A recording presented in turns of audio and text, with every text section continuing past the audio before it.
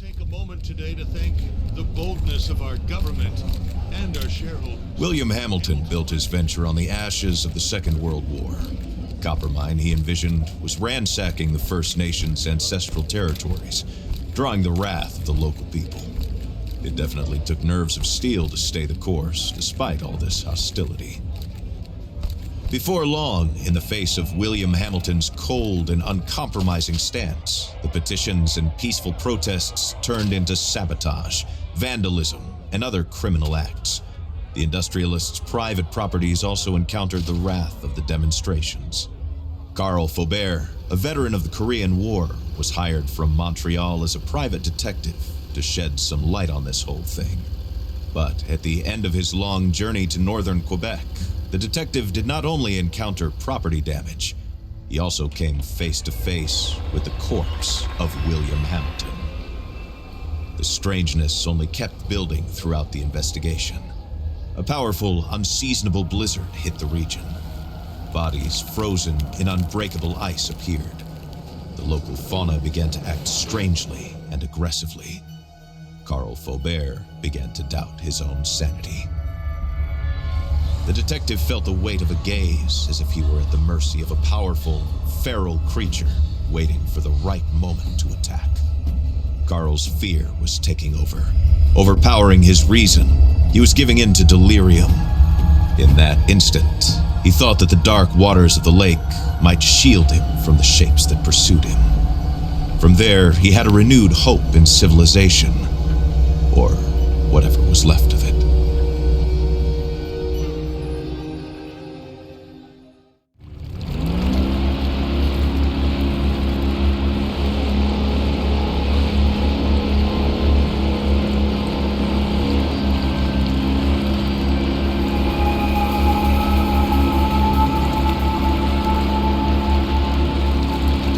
Carl knew that on one of these shores stood William Hamilton's lavish mansion, and there the detective had hopes of finding a way out of the area. A phone, a truck, who knows? Under the luxurious paneling and damask carpets, he might be able to find answers to his questions.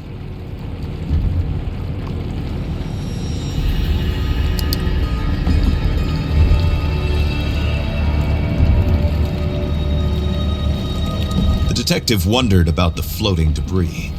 Had it drifted out from the shore, or had it been abandoned there in the middle of nowhere?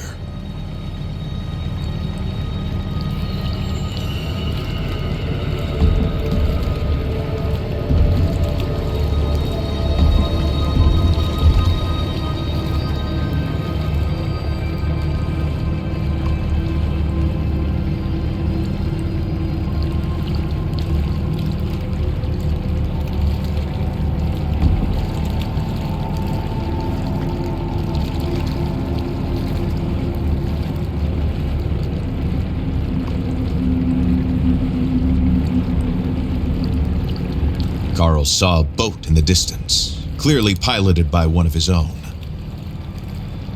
Had he finally made it to civilization? His hopes were immediately drowned out by the sound of gunshots. Time to flee again, and fast.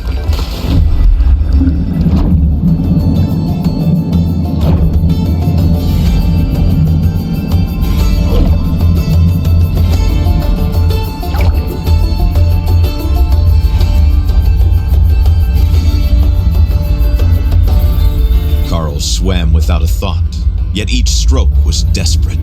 The icy water and his wounds made him feel weaker and weaker. He had to get to shore.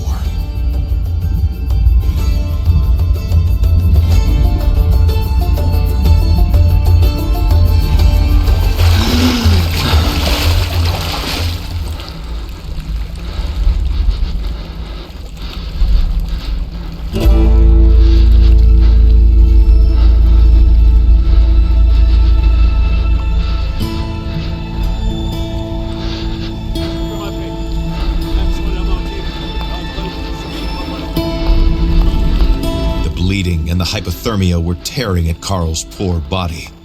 When he finally saw a light in the distance, he was filled with a faint sense of hope. could it be a refuge?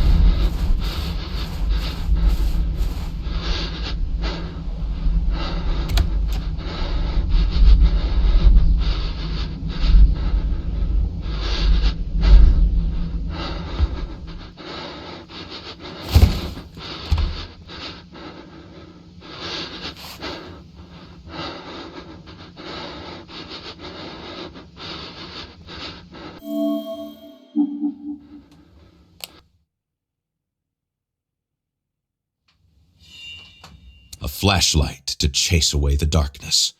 The batteries, unfortunately, would run out sooner rather than later.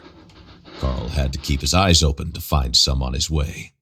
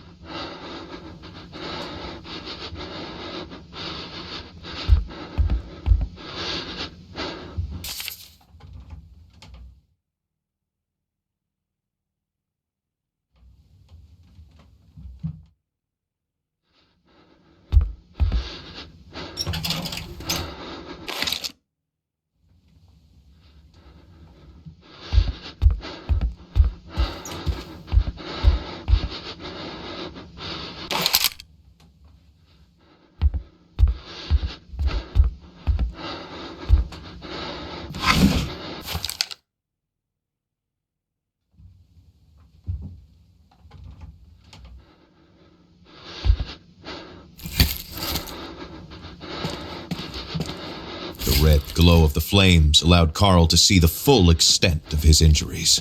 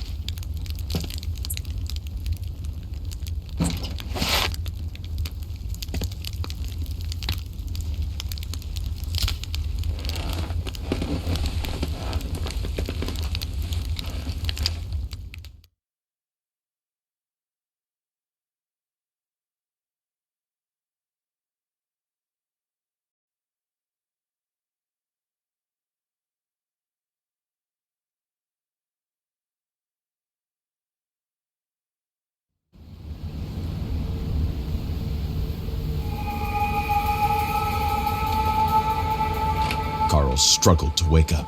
His makeshift bandages offered him little time. If he wanted to find the truth, he had to get to Hamilton Manor without delay.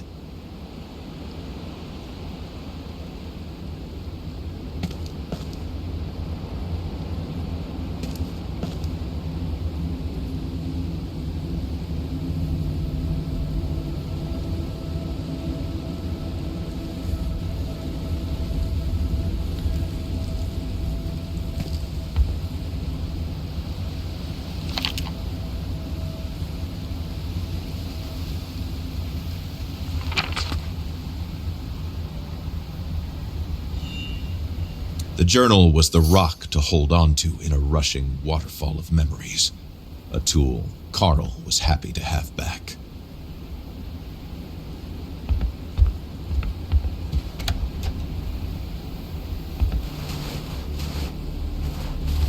Carl left his refuge, knowing that he was headed to a more comfortable but otherwise ominous place, Hamilton's mansion.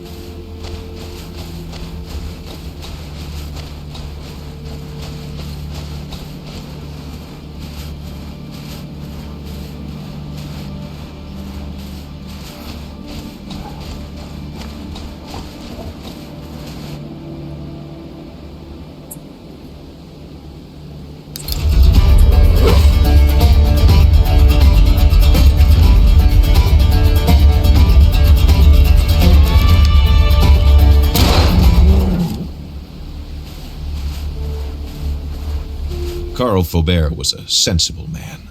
Attacking that wolf would not be among his smartest life choices.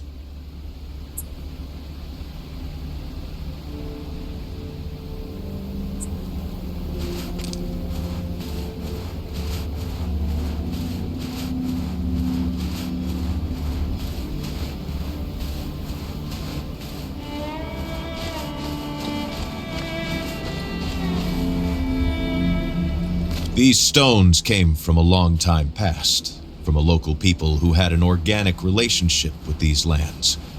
Carl felt somewhat reassured by the construction.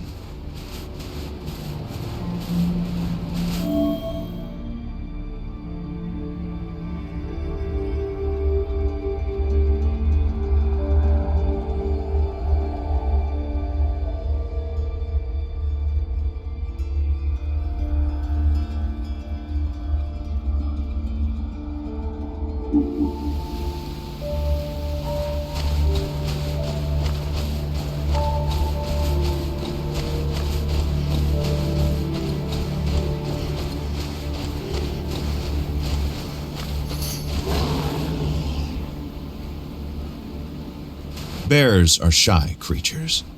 Until one day, for no apparent reason, they react aggressively to feeling threatened. That day is often your last.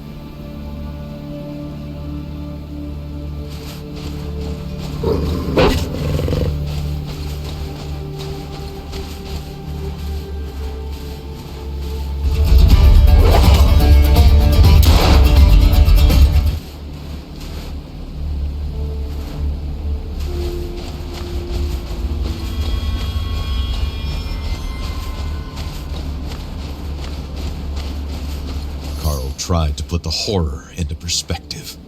Accidents happen, and in the inhospitable far north, it happens more often than not.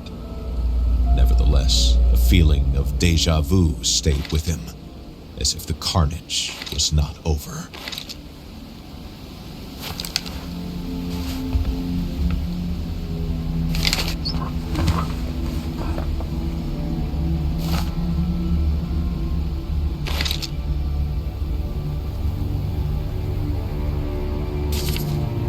What were these mysterious fragments? And why was there a warning about the brume? This letter raised more questions than it answered for the detective.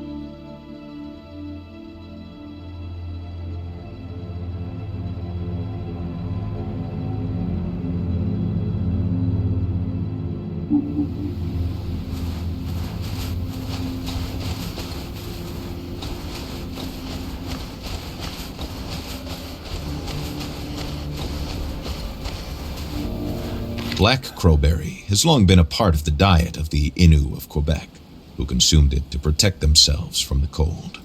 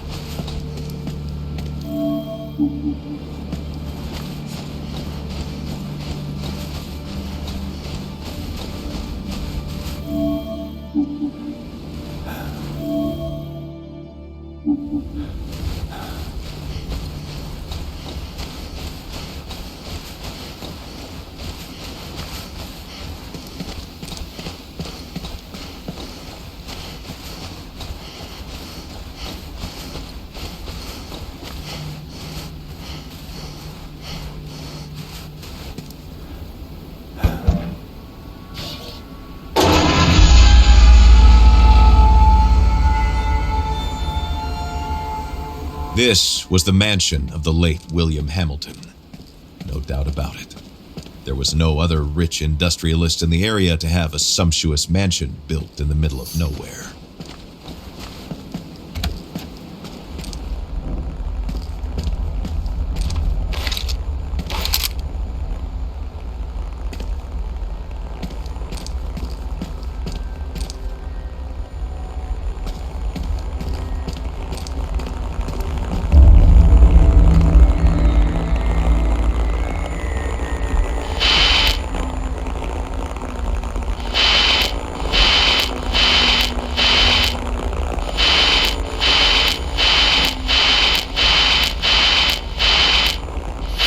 Si vous entendez ceci, ce message est crucial.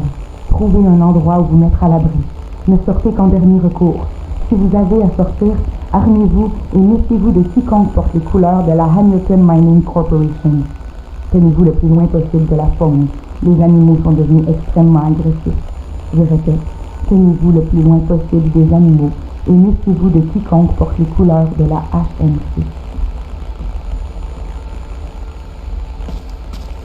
Si vous entendez ceci, ce message est crucial. Trouvez un endroit où vous mettre à l'abri. Ne sortez qu'en dernier recours. Si vous avez à sortir, armez-vous et méfiez-vous de quiconque porte les couleurs de la Hamilton Mining Corporation. Tenez-vous le plus loin possible de la faune. Les animaux sont devenus extrêmement agressifs. Je répète, tenez-vous le plus loin possible des animaux et méfiez-vous de quiconque porte les couleurs de la HMC.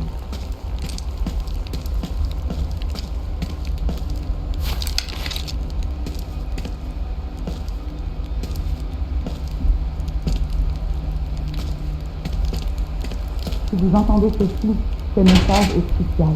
Trouvez un endroit où vous mettre à l'abri. Ne sortez qu'en dernier recours. Si vous avez à sortir, armez-vous et méfiez-vous de quiconque porte les couleurs de la Hamilton Mining Corporation. Tenez-vous le plus loin possible de la faune. Les animaux sont devenus extrêmement agressifs. Je répète, tenez-vous le plus loin possible des animaux.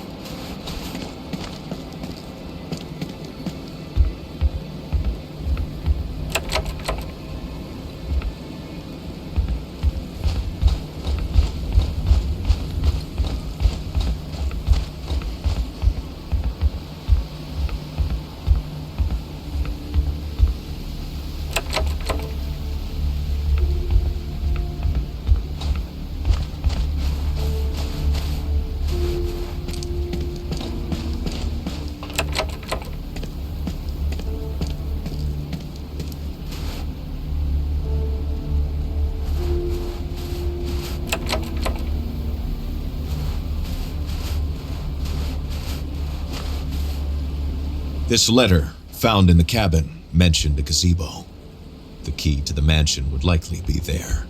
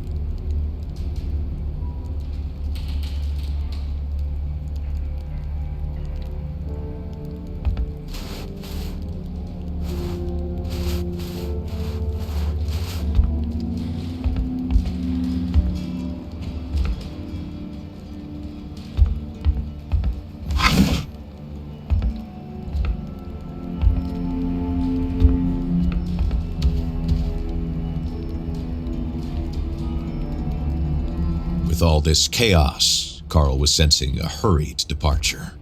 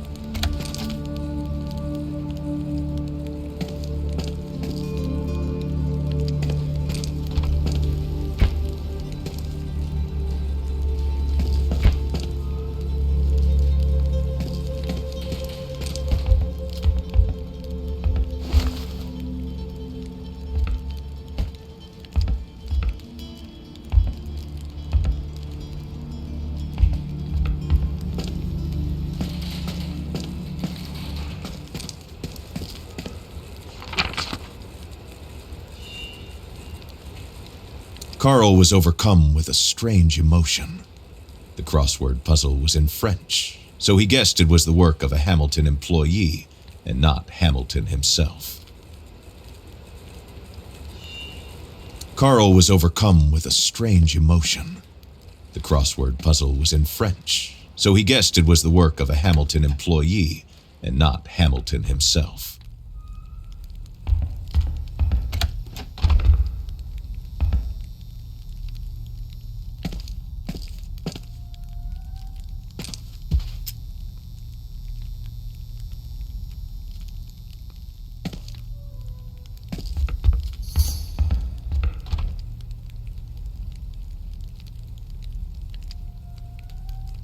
From a simple case of vandalism to a mysterious murder, Carl found himself right in the middle of a battlefield. What could possibly await him now?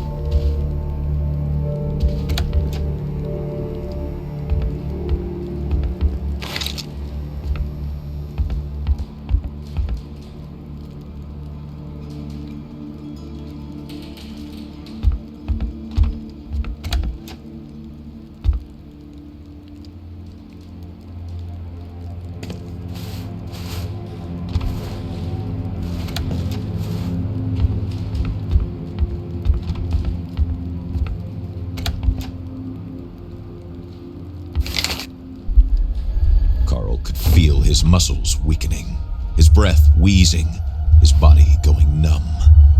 What was happening to him?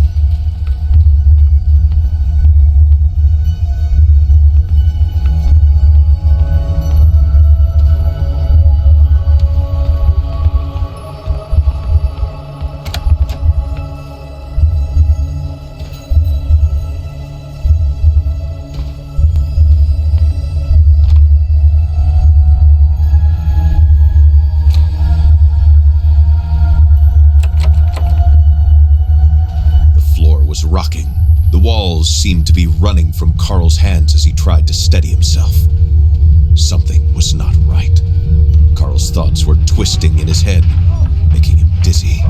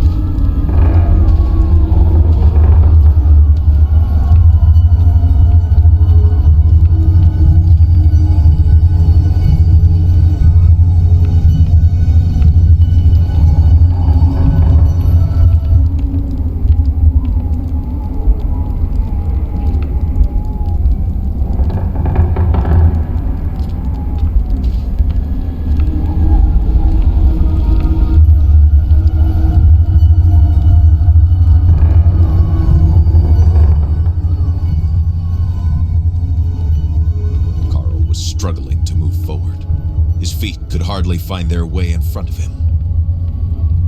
He doesn't know which way he came from or the way he's going. Everything seems to be going in a circle, a spiral.